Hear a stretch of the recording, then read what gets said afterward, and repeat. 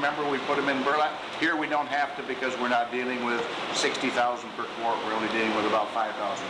It takes 30 days for these to hatch out, where it takes 15 days for the pike and walleye. We'll put them in these raceways through the winter, and then in May we'll release them back into the lake. This is what they will look like. Yeah. I've caught some 8, 9 pounders here. Very good eating. Myself, I'd rather have the smaller ones. To me, they taste better. But I have caught some 30 pounders in the rivers in Michigan, and after you land one of those, that's about all you want. You're tired. See, I think these are all imaginary. They are. Yeah, because about that size. If you come into, I don't know, if you're ever here in the fall of the year in August and September, right along the dam here, you can fish these. Right from shore you can catch them. I've caught them in the river. They'll come through the dam, through the turbines as fingerlings and survive in the river, and you'll be fishing down here for walleye and all of a sudden zing.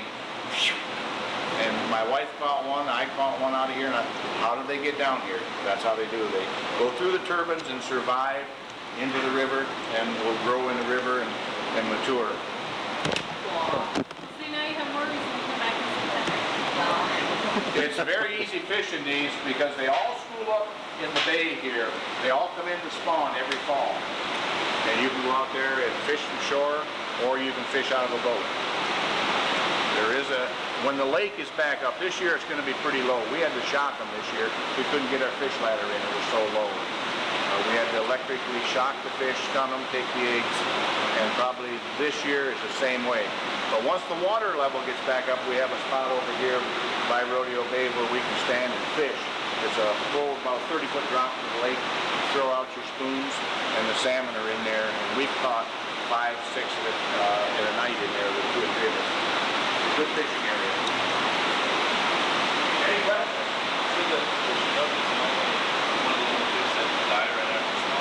It's the Chinook, the coho, any landlocked salmon will.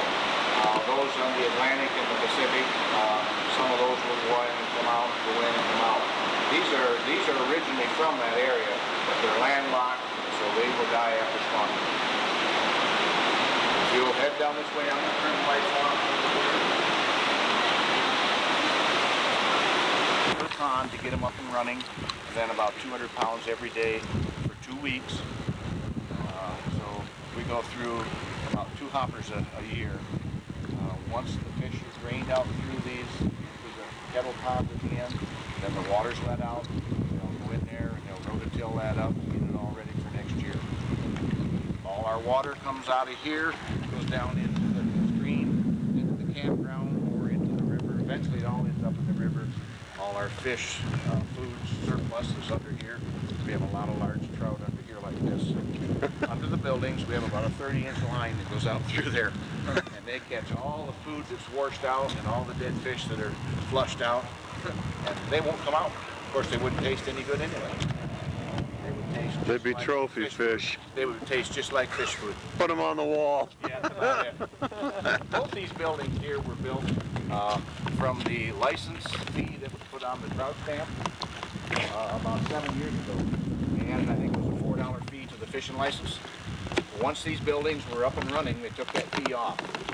Now you can come over here, you can fish trout and salmon on your regular fishing license, which is unique in today's world. Most places, once they put a knot, it never comes off. So, if they need something until it was paid for, it's quite unique. This was all blacktop 2 years ago. It used to be just dirt in here. It was a mess. No fun wading through mud and then go inside the building. 3 volunteers on site here, and that's all we do is volunteer. We take people through the hatchery, or we can go out in the field with a biologist. We can take eggs. It's up to us if we want to. And of course, they encourage that we go out when we take the eggs from the lakes to see how it's done, but they don't require it. It's at Crown Butte. It's right off the highway. You can hear the cars. And We keep catching all these little tiny things.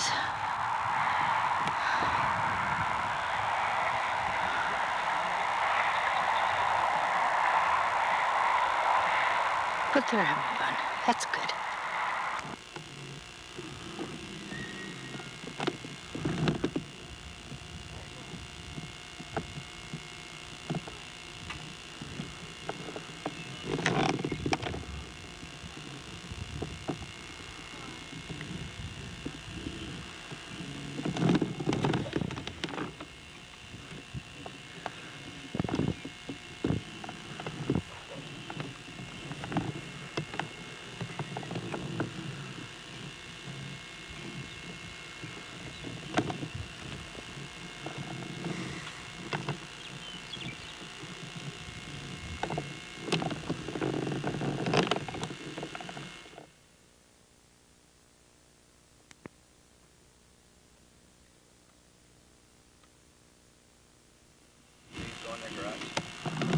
Over there. Yeah, that grug.